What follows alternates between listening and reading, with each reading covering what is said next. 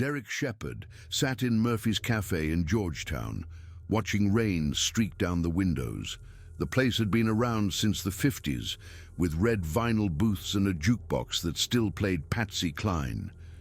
He'd chosen it specifically because it was loud, crowded, and the kind of place where nobody paid attention to anyone else's conversations. Across from him, Richard Morrison, an investigative journalist for the Washington Post, leaned forward with his tape recorder blinking red between them. Morrison was 42, balding, wearing a wrinkled suit that had seen better days. It was March 1994, and Derek was about to reveal secrets that could land him in prison. "Let me make sure I understand you correctly," Morrison said, his pen hovering over his notepad. "You're telling me that the Central Intelligence Agency has been running an operation to track and monitor Bigfoot since 1980. Derek's hands were steady around his coffee cup, but his heart was racing. What he was about to do violated every security agreement he'd signed when he joined the agency in 1982. But he didn't care anymore. Some truths were too important to stay buried. "That's exactly what I'm telling you," Derek said. "And Bigfoot is real. Multiple populations exist throughout North America, primarily in the Pacific Northwest, but also in the Appalachians, northern Minnesota, and parts of Canada. The government has known since the late 1970s. Morrison's pen moved rapidly across his notepad, even though the tape recorder was running. "Why would the CIA care about a cryptid that most people think is a hoax?" Derek took a sip of his coffee. "Because it's not a hoax, and the government has known about them since at least the late 70s. Morrison's pen moved rapidly. "How did this start? How did the CIA get involved?" Derek took a breath, organizing his thoughts. This story had been locked inside him for 12 years, and now that he was finally telling it, he wanted to get it right.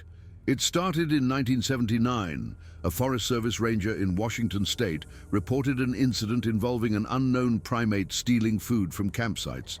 The reports were consistent, detailed, and the ranger was credible, former military, not prone to wild stories. Local authorities couldn't explain it, so they flagged it up the chain. Eventually, it reached the CIA. First, it went to the Department of Interior, Derek continued, then to the NSA when they detected unusual heat signatures in the area during a satellite pass, large bipedal heat signatures moving through zones where no humans should have been. The NSA kicked it to us because it was domestic territory, and there were concerns it might be related to Soviet activity. Morrison raised an eyebrow. "Soviet activity?" Derek nodded. This was 1979. Remember, the Cold War was still very much a thing. The initial theory was that the Soviets might be running reconnaissance in remote US territories, testing our monitoring capabilities. So the CIA formed a small task force to investigate. They called it Project Silverback. "And what did they find?" Morrison asked. Derek smiled grimly. "Not Soviets. Something much more interesting." In June 1980, the task force had its first confirmed visual contact with a Bigfoot creature in Olympic National Forest 8 feet tall, covered in dark brown hair, bipedal locomotion, clearly not human, clearly not any known species of ape. Morrison stared at him. "You're serious?" Derek pulled out a file folder from his briefcase, copies of classified documents he'd made before leaving the agency. Materials that could get him charged with espionage if the government decided to press charges. "Completely serious," Derek said. "The team included myself. I was fresh out of training, assigned as a junior field operative, along with 3 senior agents and a wildlife biologist from UC Berkeley who had security clearance. We tracked the creature for 3 days before we saw it. When we did, it changed everything. Because it was intelligent, Morrison. Not animal intelligence, human-level intelligence. It knew we were tracking it. It left false trails, doubled back on its route, even created distractions to throw us off. This wasn't a dumb animal. This was something that understood tactics." Derek slid the folder across the table to Morrison.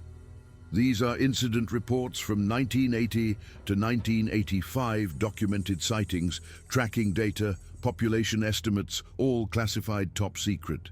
Morrison opened the folder, his eyes widening as he scanned the documents with their classification stamps. Derek, if these are real... His voice trailed off. They're real, Derek said, and I have more. Photographs, plaster casts of footprints, even hair samples that were analyzed. The DNA analysis alone would blow your mind. What did the DNA show? Morrison asked, his voice barely above a whisper. Derek leaned forward. That's the really crazy part. The samples showed a genetic profile that was close to human, but distinctly different, close enough to be in the hominid family, but divergent enough to be a separate species or subspecies.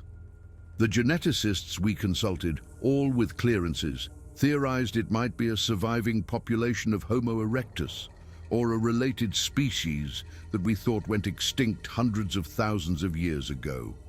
Morrison set down his pen, his expression serious. Derek, you understand what you're claiming here.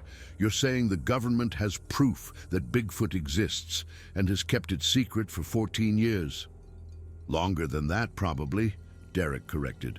I'm telling you what I know from my involvement starting in 1980. But there are hints in the classified files that the government has known about these creatures since at least the 1960s, maybe earlier. There are references to something called Operation Tall Timber from the 50s that I never got clearance to see. Morrison was writing furiously now. Why keep it secret? Why not announce this discovery? Derek laughed, but there was no humor in it. Think about it, Morrison. You announce that there's an unknown species of human-like primate living in American forests. What happens? Chaos. Panic in rural communities. Every yahoo with a gun trying to shoot one for a trophy. Scientists demanding access. Environmental groups demanding habitat protection, and that's before you get into the legal complications. Morrison looked up. Legal complications? Derek nodded. If these creatures are intelligent, and they are, then what's their legal status? Are they animals or property? Do they have rights?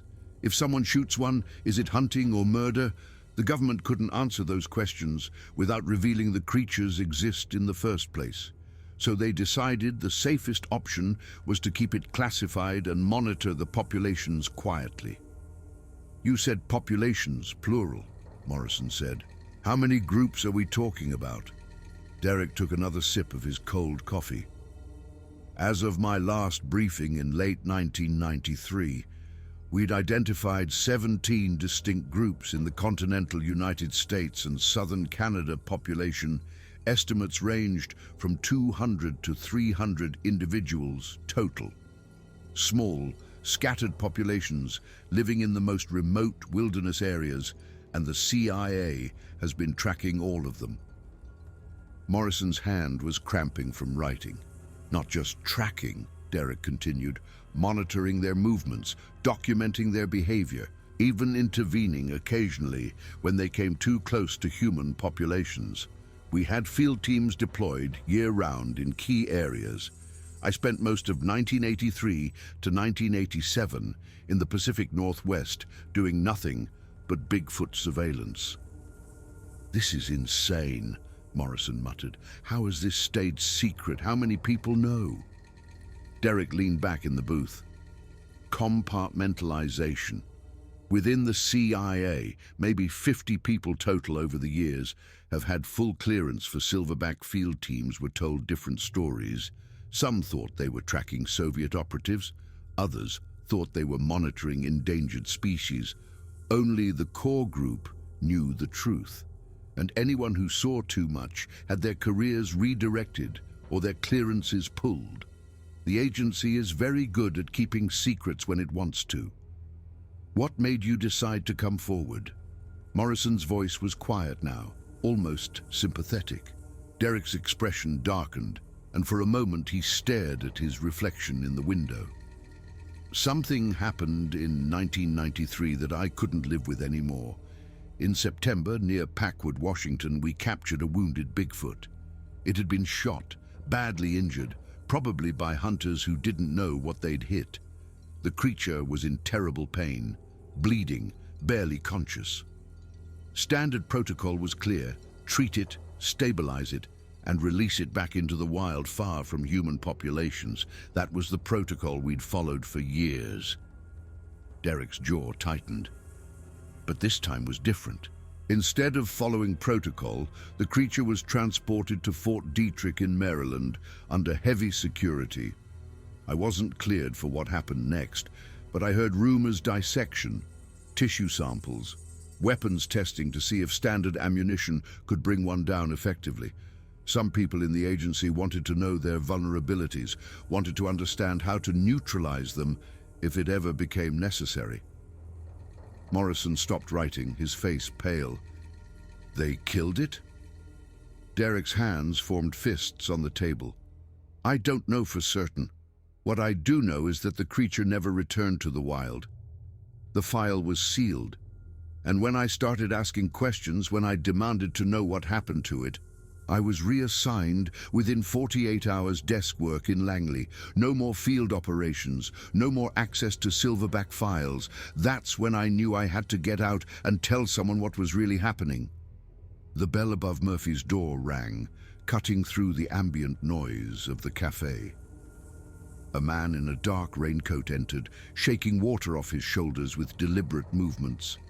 He scanned the room slowly, methodically, with eyes too focused, too deliberate, clean haircut, stillness in his posture.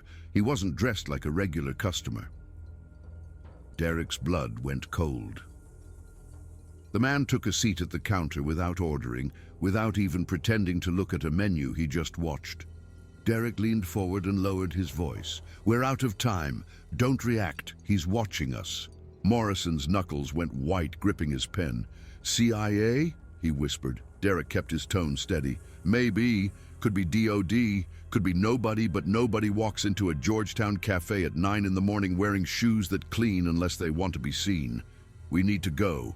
Right now, casually. Separate exits. Derek slid out of the booth, dropping crumpled bills on the table. Morrison hesitated, hands trembling as he packed the tape recorder into his coat. Keep the documents hidden, Derek whispered. Not on you. Not at home. Somewhere they won't think to look. Morrison nodded, his face pale. Derek walked toward the restroom corridor and pushed through the back exit into a service alley. Cold March air hit his face, carrying the smell of rain and garbage. He didn't run. Not yet. Running would draw attention. He walked to the corner and looked back toward Murphy's. The raincoat man was gone. Not at the counter. Not outside. Not in the alley. Just gone. Derek didn't go home. He didn't go to his hotel. He went straight to the one place he trusted, a storage unit in Arlington where he'd kept copies of files, maps, and a few undeveloped photographs from Silverback. He stayed there until evening, sitting on a metal folding chair in the fluorescent light, wondering if he'd made the right choice. At 7:10 that evening, the landline phone mounted to the cinder block wall rang. The sound was jarring in the silence. No one had the number. Derek stared at it for 3 rings before picking up. A familiar voice came through the line. You're moving too fast, Shepard. Derek's throat tightened. He recognized the voice immediately. Leland Shaw, former deputy director who'd overseen several off-book programs in the late 80s. He'd never officially been tied to Silverback, yet somehow he always knew everything. You need to stop, Shaw said calmly, his tone almost paternal. There are people who don't want this story out, powerful people with resources you can't imagine. Derek gripped the phone harder. That's exactly why it has to come out. The American people deserve to know the truth. Shaw sighed, a sound of genuine disappointment. Derek, listen to me. You're making a mistake. You think you're doing the right thing, serving some higher purpose, but you're not seeing the whole board. You're a pawn thinking he's a knight. I saw enough, Derek said. There was a pause. "You saw pieces," Shaw replied. "Pieces are dangerous. They give you the illusion of understanding without the full context." He paused again. "That creature you recovered in '93, the one near Packwood? You think that was random? You think it was wounded by chance, just happened to stumble into our monitoring zone?" Derek's chest tightened. "What are you saying?" Shaw's voice dropped lower. "There were competing interests, Derek. Groups inside and outside government who believed these beings shouldn't be allowed to roam uncontrolled. Some thought they represented an unknown national security threat. Others thought they were an opportunity. Biology, defense, anthropology, genetics. Pick your field. Someone wants them. Someone always wants them." "You're justifying what happened," Derek said, anger rising in his voice. "No," Shaw said quietly. "I'm explaining it. Some of us wanted to keep them safe, study them from a distance, leave them alone in their habitats. Others wanted leverage, wanted to understand them, control them, exploit them, and right now, the wrong people are winning." Derek felt his pulse in his ears. "So help us. Help me stop this." Shaw was silent for a long moment. "I am helping you. I'm telling you to disappear. You can't win this fight, Derek. They'll bury the truth before you can publish, and they'll bury you too. I've seen it happen before." "I'm already in too deep," Derek said. Shaw's voice became almost gentle. "Then at least protect the others, the operatives who helped you, the journalist, everyone you've already involved. Think about them before you take this any further." The line went silent for a heartbeat. Then Shaw spoke again, and his voice carried a weight that made Derek's blood run cold. "There are more of them than your data ever showed, Derek. More groups, more individuals. They're not extinct, not yet. But if you push this, if you force the government's hand, they will be. Because exposure means elimination. That's how this works. That's how it's always worked." The phone clicked. He was gone. For 3 days, Derek vanished. Cheap motels, cash payments, no predictable movement. On the 4th day, Morrison contacted him through a coded message. They met at Rock Creek Park at 9:30.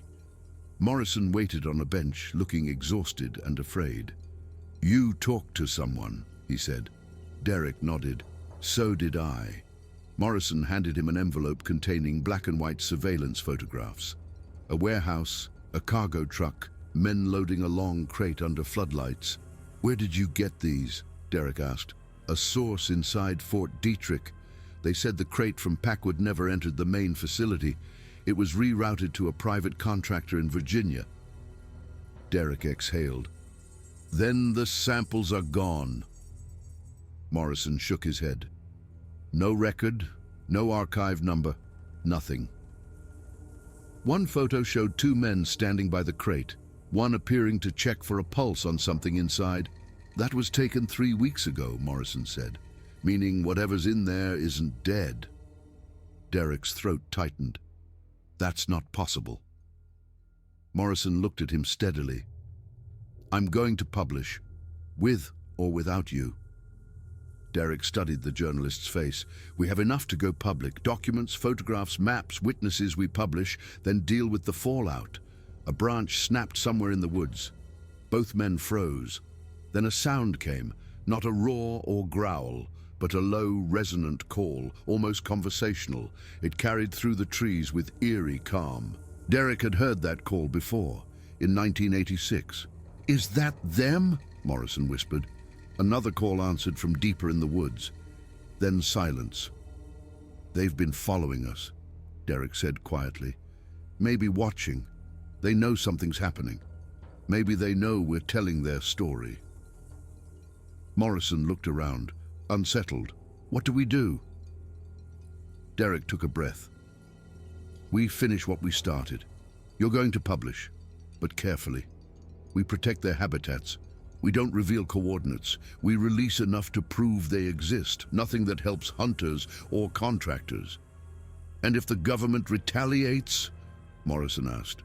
"They will," Derek said, "but once the truth is public, they can't erase it." They reached the parking area. "What happens to you?" Morrison asked. Derek shrugged. "Maybe I get arrested, maybe I disappear, but it doesn't matter. Once the public knows, nothing goes back in the box."